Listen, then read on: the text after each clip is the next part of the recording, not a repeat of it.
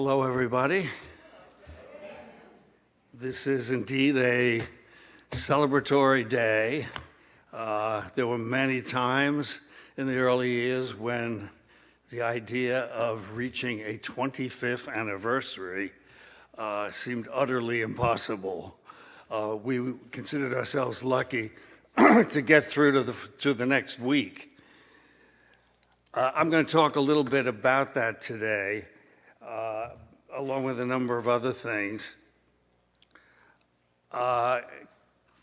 When Kevin and I discussed what he would ideally like me to talk about today, he suggested, and I agreed to, discuss the origins of CLAGS, and then secondarily to say something about my hopes for the future of CLAGS.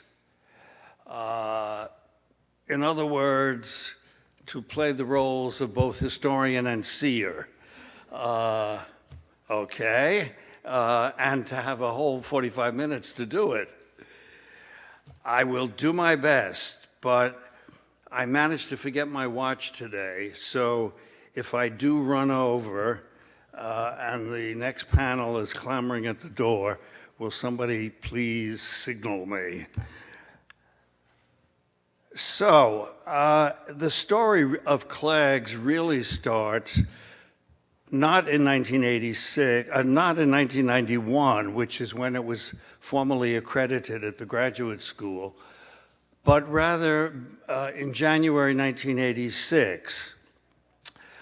It was then that I invited friends who were fellow LGBTQ scholars. And by the way, I hope you'll indulge me if from now on I use either the short forms gay or queer, though I am well aware of the ramifications of doing so, but hopefully you'll let me get away with it for at least an hour.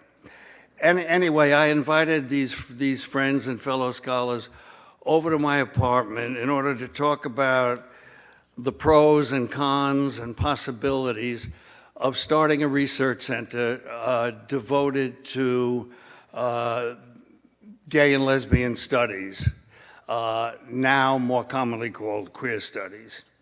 The general thrust of what we wanted to do was to establish a research center that would both foster reliable scholarship and secondarily, though of equal importance, disseminate that scholarship to as wide an audience as possible. It was that 5-year period, roughly 1986 to 1991, when CLAGS was formally established. That was the actual seedling ground for the center, that 5-year period. And I have to say at the top, to put it bluntly, that those years were really an obstacle course in alternating despair and ecstasy. Again, some of which I'm going to talk to you about.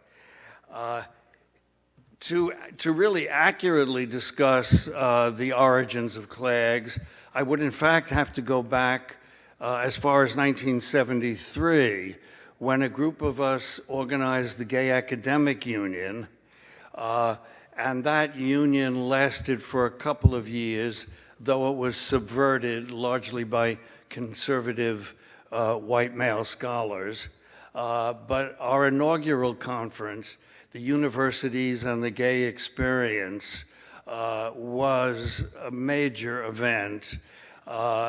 It's hard for you, I think most of you anyway, to understand the amount of fear and trepidation most people felt in academia and out in attending, let alone actually signing up for that first conference, the Universities and the Gay Experience.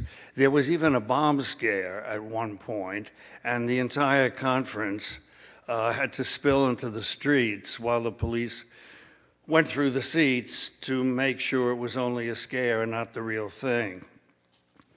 I won't linger on those years, simply because there isn't time, but I feel I should at least give you a few snapshots from the 70s, the dark ages, as it were, if for no other reason than, to paraphrase Santayana, those, and I'm messing it up, I can tell already, that those who don't know the past are destined to repeat it.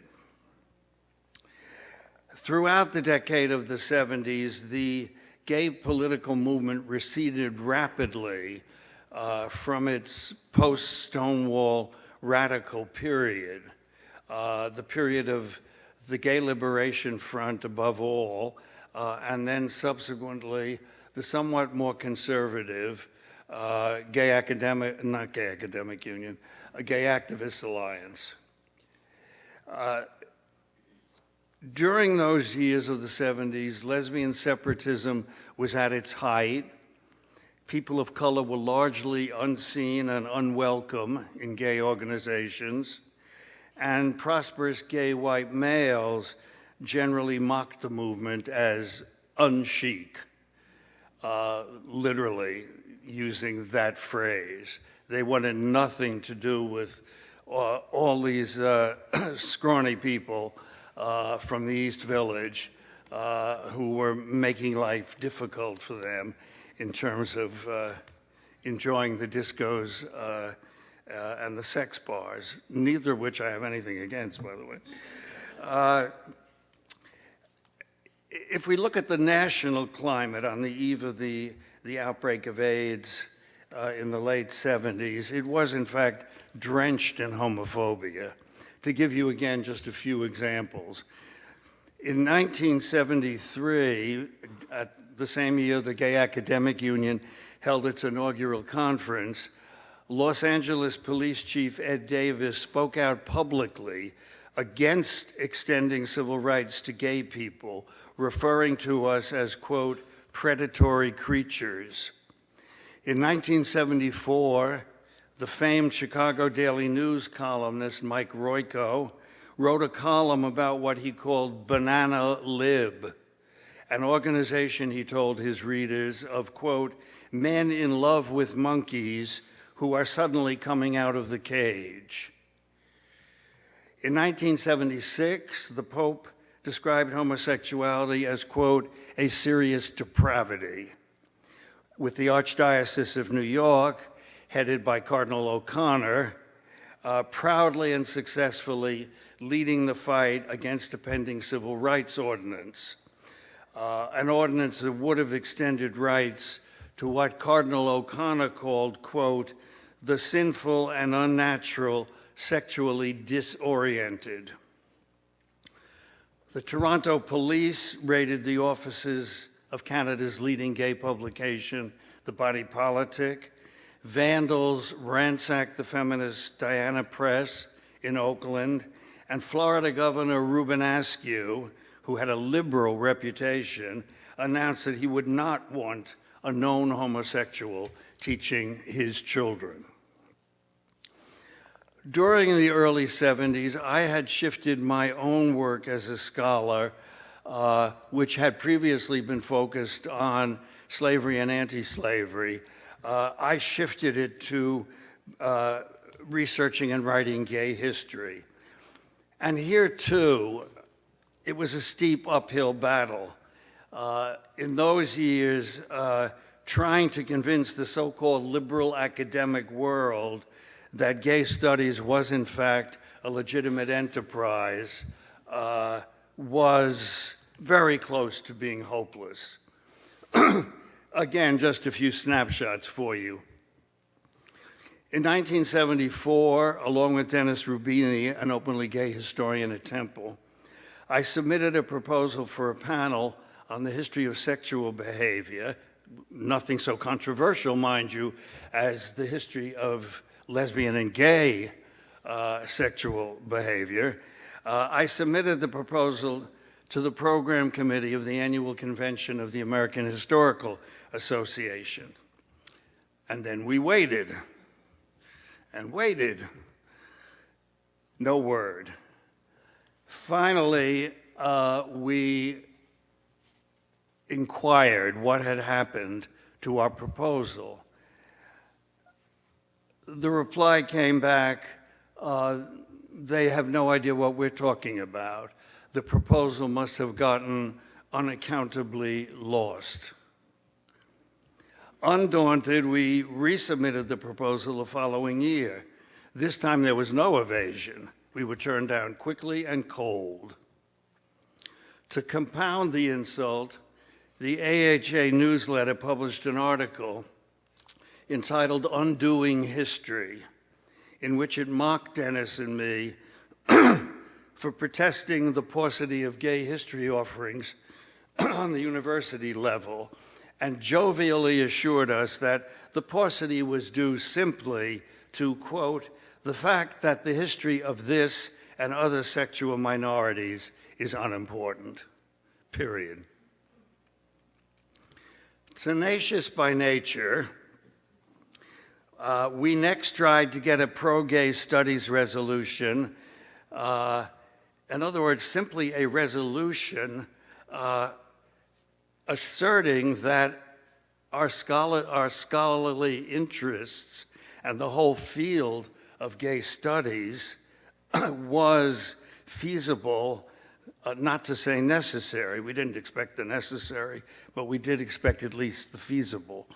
However, that pro-gay studies resolution was rejected by a lopsided vote, and the AHA's executive director contacted me and haughtily challenged me to document my charges, which he didn't believe for a second, that discrimination against gay people existed in hiring and promotion.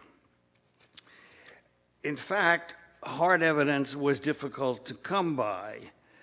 But the reason it was difficult to come by was not because discrimination wasn't happening, but because many academics, liberal academics, as they like to think of themselves, and this is true down to the present day, excuse me, many academics simply aren't in touch with their own homophobia.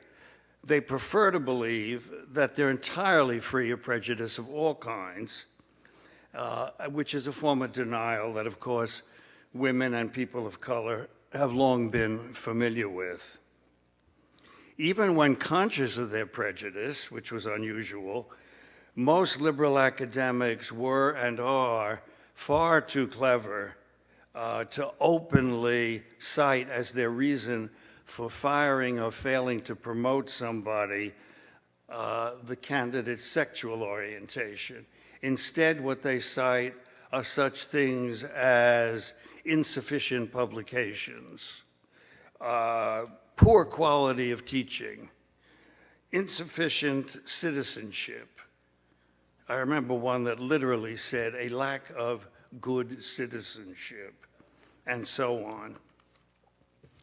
To give an example of another kind during these same years, I tried to get CUNY to include sexual orientation in the anti-discrimination clause of its labor contracts, and the Vice Chancellor vetoed the proposal out of hand, wouldn't even allow me an audience in order to argue the case.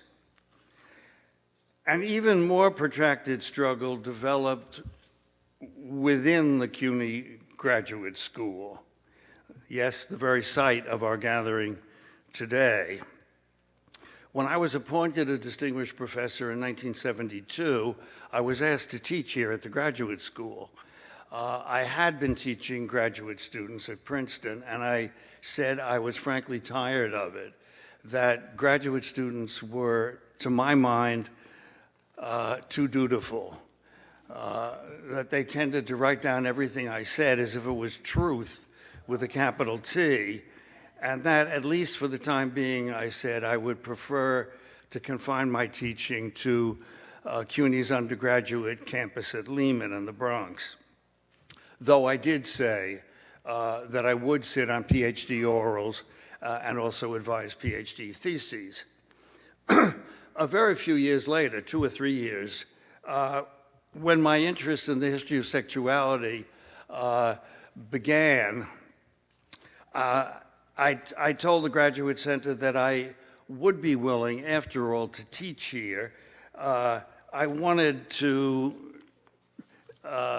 get feedback from students who had a richer background on the subject and on contextual matters that related to it.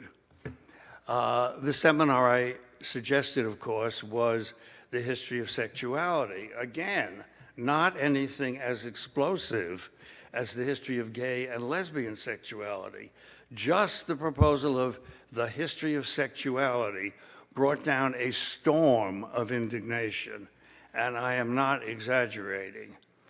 The history I proposed, I was told, was not legitimate history at all. The subject had been spawned by political polemics, not scholarly necessity. And my own involvement in such a non-subject, it was made clear, necessarily brought my objectivity as a scholar into serious question, as if scholarly objectivity is an actual fact rather than a highly problematic suggestion. I was furious, and I told the history department that since I was now considered contaminated by them, no longer a legitimate scholar, obviously they would not want me to be in contact with their students. And so henceforth, I said, I would no longer advise PhD candidates, nor would I sit on PhD orals.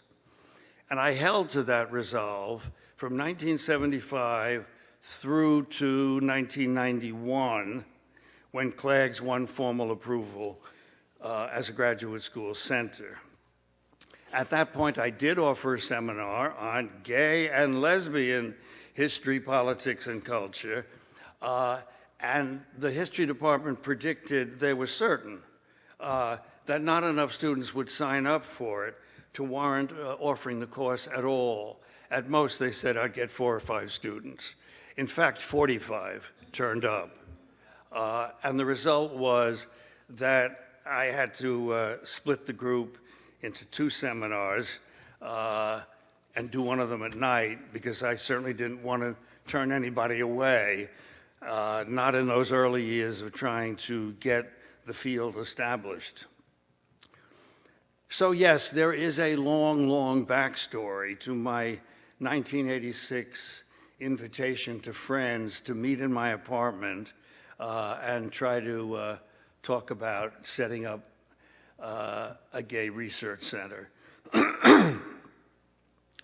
By that time, by 1986, academic officialdom had become more sympathetic. They didn't prove entirely uneducable, but that doesn't mean that winning approval was anything remotely like a slam dunk.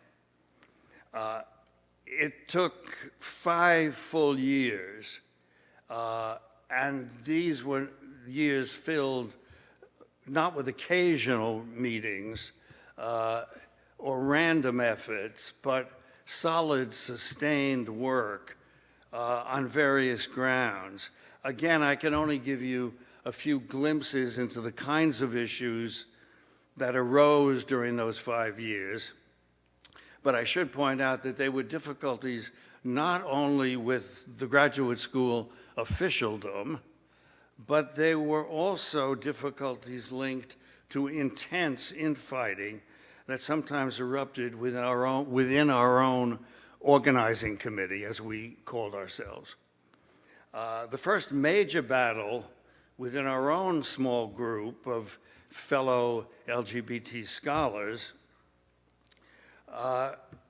involved the original notion of trying to interest Yale in CLAGS, in what became CLAGS. The only reason I think the idea came up at all was simply because I happened to know, I was good friends with the wife of the man who had just been appointed Yale's new president, Benno Schmidt. And I sounded Benno out about whether there was even a remote possibility at Yale, and he expressed some guarded interest, but said that before he actually became president, he would have to do some soundings. The women on our committee, and we always stuck to the principle of gender parity, the women of our committee were leery about Yale from the first. They never felt it was a good idea, even if, in fact, it turned out to be a possibility. For them, it was a toss-up between being attracted to Yale as a prestigious legitimizing agency and repugnance to Yale as a traditional dispenser of elite male privilege. The women were right, as the subsequent story played out and proved. Benno, the incoming president, sounded out the presiding president, Bart Giamatti, later commissioner of baseball, and yes, the father of Paul Giamatti. Bart immediately objected to establishing anything that had the word gay in its title. He called it, quote, an advocacy word. And he said advocacy was anathema to the scholarly pursuit of truth. It's hard to believe now, 25, 30 years later, though it still is out there, if perhaps not to the same degree. Through Benno, I argued back that black, as in black studies, might also be considered an advocacy word, but would Bart insist that a black studies center be called a center devoted to research on colored people? Besides, don't people have a right to name themselves? At that point, Bart shifted the argument. He told Benno that he might consider such a center if it was devoted to the broad topic of the history of sexuality. Benno asked me what I thought about the possibility, and I said, absolutely not. The Kinsey Institute already existed and had plenty of grant money for research. What was needed was not another center for human sexuality, but rather a research center for lesbian and gay studies. At that point, a prominent Yaley on our own organizing committee, the well-known historian John Boswell, stood up at one of our small meetings and he said he felt the need to warn us, and his tone was huffy. He felt the need to warn us that if Yale was interested, it would, rightly in his view, mandate what our guidelines would be. Immediately, several of the women in our group challenged Boswell, and they told him that in trying to legitimize gay studies, we needed to be very sure that a rapprochement with traditional academia did not end up in an accommodation to its norms rather than ours. I was on their side of the debate, as were several of the other men, and all of the women in our group. Outflanked, Boswell resigned from our committee and did not resign quietly. He promptly sent Benno Schmidt a long letter, which he CC'd me on, denouncing our committee as, quote, grudgingly envious of Yale, and he urged Benno to reject the center. Benno said to me, his own relief apparent, Marty, I can't proceed without Yale's gay star. And that was that. And thus we shifted to CUNY. And in fact, CUNY made much more sense as a resting place for us from the very beginning. From the start, I think this is the kind of thing that will help you understand why today CLAGS is, in comparison to our other national organizations, legitimately known as progressive. From the very start, I viewed CLAGS, and I was not alone, I viewed CLAGS as an agent of social change. I viewed its mission as not only intellectual, but also political. In fact, I saw the center as a kind of Trojan horse, stealthily making its way into the academic enclosure and then laying waste to the dominant ideology on gender and sexuality that currently dominated the culture and to a large extent still does. I firmly believed at the time, and I still firmly believe, despite the assimilationist mode which is everywhere, that we have much to tell the mainstream world. They think that at best they might extend tolerance to us, but from my perspective, at the best, we will share with them some of the special insights and values that we have garnered as a result of our highly unique historical experience. The mainstream, and I believe, I hope I'm wrong, but I believe that the majority of LGBT people share these platitudinous perceptions. The mainstream continues to believe that the one true path to happiness, indeed to a moral life, is the traditional path of pair-bonded couples of opposite binary genders committed to monogamy and to raising pink or blue babies. To fulfill the mission I had in mind, I felt that CLAGS had to exemplify from the beginning in its own structure the kind of change it hoped to foster in the culture at large.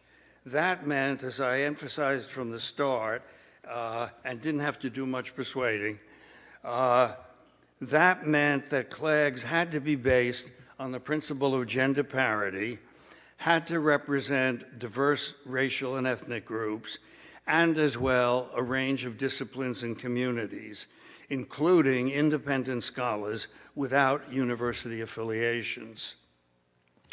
I hoped further that although queer theory was then only in its infancy, that its dense language would not prevent us from recognizing its crucially important message, namely that gender and sexuality not be viewed, as is still commonly the case, as fixed entities, but rather treated as potentially fluid, malleable, and unstable. This is not to deny, on the other hand, that for some, perhaps many individuals, and this comes up to the present day as well, that for many, their current gender and sexual reality brings down on their heads real, not imagined, brutality and violence. In trying to get gay studies institutionalized, I was aware from the beginning that we ran the danger of trying to fix in place an identity which was in fact changeable and might even be transient. I had long wrestled with that issue with myself and a few friends, and on the eve of setting CLAGS in motion, I summarized my troubled thoughts in a journal that I then kept. Quote, I've begun to wonder whether the whole emphasis on identity, sexual or otherwise, isn't at bottom a strategy for delimiting our options as human beings, which is itself part of the general plague of over-categorizing experience, of the endemic insistence that we choose, that we agree to become one thing, gay or straight, male or female. I believe, continuing, that identity politics is necessary, troubled though some of us still are, about the inability of overarching categories or labels like black or gay to represent accurately the multiple and often overlapping identities that relate to ethnicity, class, and race, and that in fact characterize individual lives.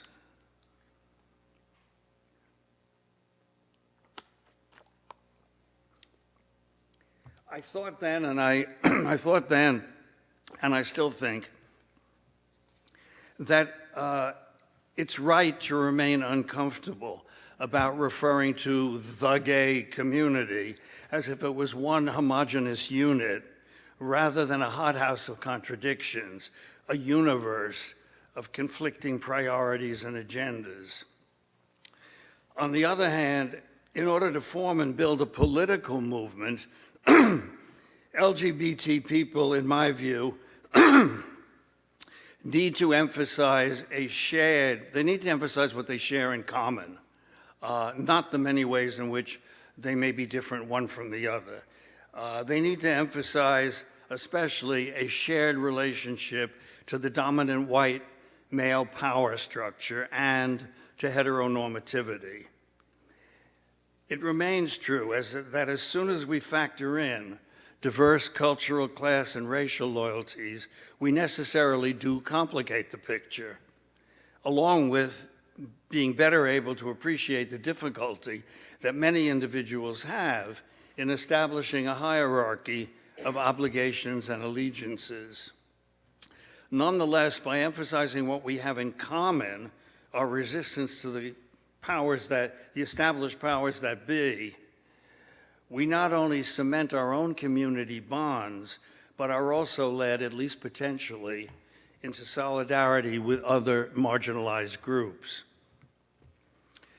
Again, I tried to spell out my conflicted feelings about all this in another journal entry, which I made when I stepped down as CLAGS' executive director in 1996. Quote, one holds on to a group identity despite its insufficiencies because for most non-mainstream people, it's the closest we've ever gotten to having a political home and voice. Yes, identity politics reduces and simplifies. Yes, it's a kind of prison, but it's also, paradoxically, a haven. It's at once confining and empowering. And in the absence of alternate havens, group identity will, for many, remain the appropriate site of resistance and the main source of comfort. Critics of identity politics often employ high-flown rhetoric and hector us about the need to transcend our parochial allegiances and to unite with them behind Enlightenment principles based on rationality, to become, as one of them has put it, quote, universal human beings with universal rights. But to me, that injunction rings hollow and hypocritical. It's difficult to march into the sunset as a civil community with a universalist culture when the legitimacy of our differentness as minorities has not been more than superficially acknowledged, let alone safeguarded. You cannot link arms under a universalist banner when you can't find your own name on it. A minority identity may be contingent or incomplete, but that does not make it fabricated or needless. And cultural unity must never be purchased at the cost of cultural erasure. To turn now, how am I doing on time?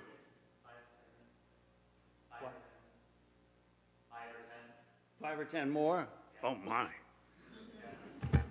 Oh, but I haven't told you anything about those 5 years. Okay, 2 minutes to the 5-year struggle. I want to make it clear, which I haven't up to now, I want to make it clear that we did have from the very beginning strong allies here at the CUNY Graduate School. This was not simply a hotbed of homophobia. Among those allies were 2 consecutive presidents, Harold Proshansky and Francis Deegan Horowitz. In fact, when our delegation first went to Harold Proshansky to see if the graduate school might be interested in us, he welcomed us. He said, "This is long overdue. I'm so glad you've come to us. We will make this happen." But he said, "You have to raise a minimum of $50,000 before I can present you to the Board of Trustees. You have to prove, in other words, that you are viable as a center." And he said, "Now, you academics, I know you.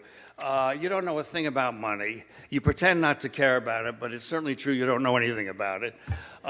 He said, "So I'm going to help you. Every college president has a slush fund. I'm going to go to 5 of them that I trust, and I'm going to ask each one for $5,000 from their slush funds. That will give you half of your budget. And surely even you can raise the other half." He was a very true ally. We were thrilled. We thought, oh my God, we got $25 in the bank already and we're barely begun. We were thrilled, that is, until the next day when Proshansky called me, his tone very gloomy, to say that he had run his plan to go to the president's past CUNY's chancellor, who was then Joseph Murray, a very well-known and well-regarded liberals. Never trust liberals. And Joseph Murphy had said, and these are the words I wrote down in my journal at the time, "No way. I won't formally oppose the establishment of this center, but nor will I, or you, Proshansky, lift a finger to help it get established." So much for liberals, so much for any help in raising our 50,000. We tried turning to the foundation world. It was very different back then than it is currently. There were very few gay funding agencies. Wealthy gay donors we considered a large check to be $100. And occasionally a wealthy gay donor would send us such a check. But basically, they did not get it. What they did not get, what they did not understand, and to this day many do not, is that the production and dissemination of reliable scholarship is an essential form of activism. It provides the needed reservoir of knowledge with which we change the social climate and social values. Sorry, I lost a note here.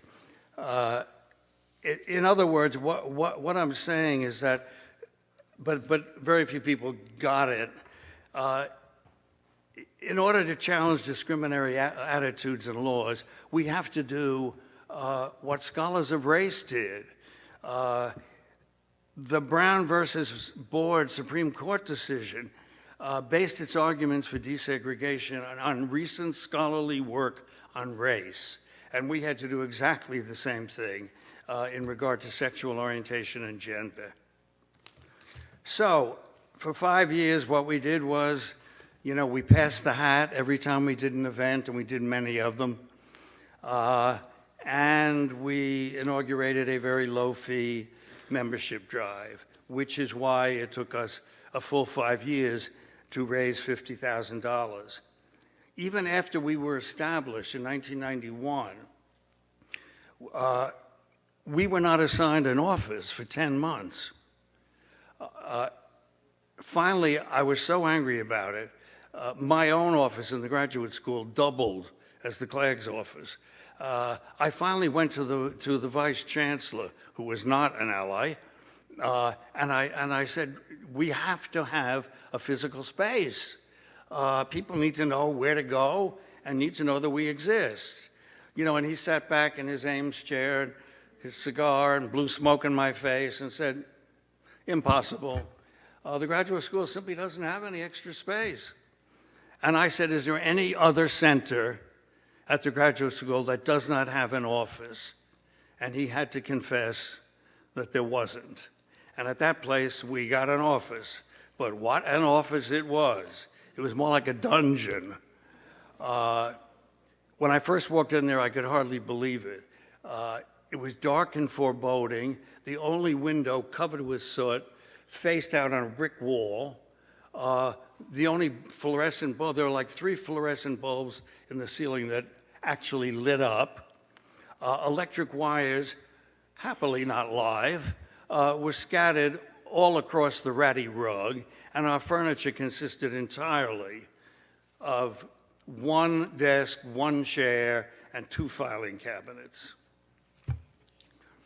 There was, during this difficult 5-year period, a definite downside. We were not, you know, the ideal loving community of scholars. Sometimes it was more like an academic version of gang warfare. But I will spare you all of that because I am running out of time and I do need to fulfill my obligation to deal with the second item on the agenda, namely my hopes for CLAGS's future.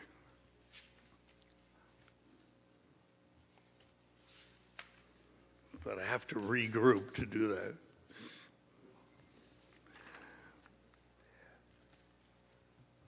I guess my future hopes for CLAGS go something like this. That we insist that we do not and will not buy into the movement's current insistence that we're just folks. Nor will we devote our energy and resources to helping groups like the Human Rights Campaign, which many people wrongly equate with the movement, will not help them implement their assimilationist agenda. It's an agenda that misrepresents both who we are to ourselves and also misrepresents us to the mainstream. Gay people are not carbon copy straight people, just as black people are not carbon copy white people. Our unique experience has provided us with unique insights and perspectives. 60 years ago, Herbert Marcuse, in his book Eros and Civilization, wrote, quote, homosexuals might one day provide a cutting-edge social critique of vast importance. It's precisely the absence of that cutting-edge critique that currently characterizes our national organizations. CLAGS much less than most, I'm very happy to say. In my view, what we need to do more of is to reassert or assert for the first time more vigorously than we currently are, our real subcultural values, and they are multiple. A couple of very quick examples. There are many ways in which we are genuinely, importantly different from the mainstream. In our refusal, for example, to buy into the binary notion that the 2 genders have certain biological traits that adhere to them, that women are intrinsically emotional, that men are intrinsically aggressive. Many also, I mean, these are just a couple of examples thrown out at random because I'm rushed, but multiple studies have shown that gay men put a much greater emphasis on emotional expressiveness and sexual innovation than do straight men. They also show that lesbians as a group are far more independent-minded and far less subservient to authority than are straight women. Our relationships, moreover, are characterized far more by mutuality and egalitarianism. We at least aim at equality in our unions rather than privileging one partner's personal, sexual, and career needs over the others. Not only have our national organizations failed to challenge mainstream American values, they have also ignored the actual needs of most gay people. And this will be my last point, I promise.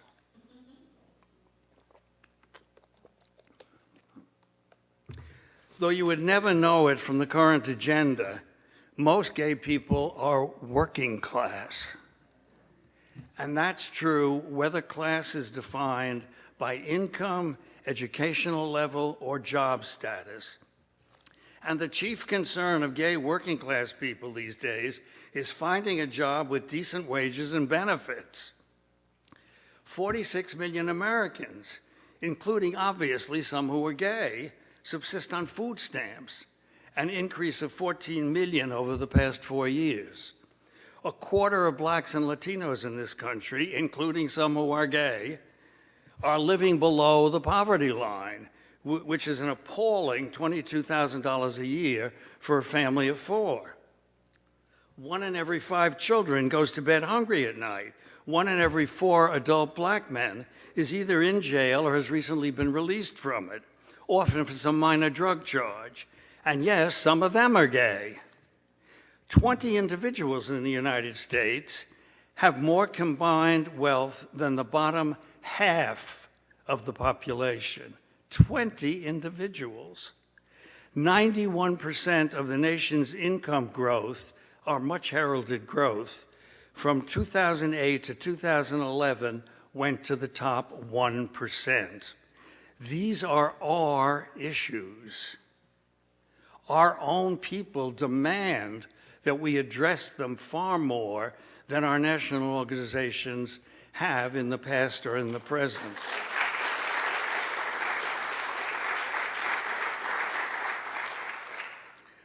On the local level, there are some struggling LGBT organizations whose mission is centered on dealing with the plight of our own poor. Here in New York City, for example, I was part of one such group, Queers for Economic Justice, and most of our work was directed toward gay people living in shelters. Queers for Economic Justice had to close its doors. We had a meager, tiny budget, and yet we couldn't meet it, whereas the Human Rights Campaign Fund has a budget, an annual budget in the multi-millions. My hope for CLAGS, in other words, is that it will increasingly turn its attention to the suffering lot of many of our own people. How about a major conference, for example, on the gay poor?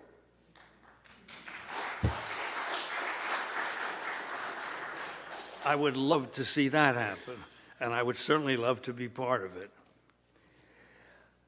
So in sum, a life of scholarship is a worthy life, but it seems to me it becomes even more so when its privileged practitioners use their knowledge and influence to address injustice across the board, not simply in its own backyard. CLAGS, in my opinion, has always done better in this regard than have most of our organizations. Over a 30-year period, we have made it abundantly clear to a multitude of doubters that LGBT scholarship is a vital instrument for producing social change. We have done much good work in the world. My hope is that CLAGS will continue to remain part of the solution, not part of the problem. And I feel confident that it will. Thank you.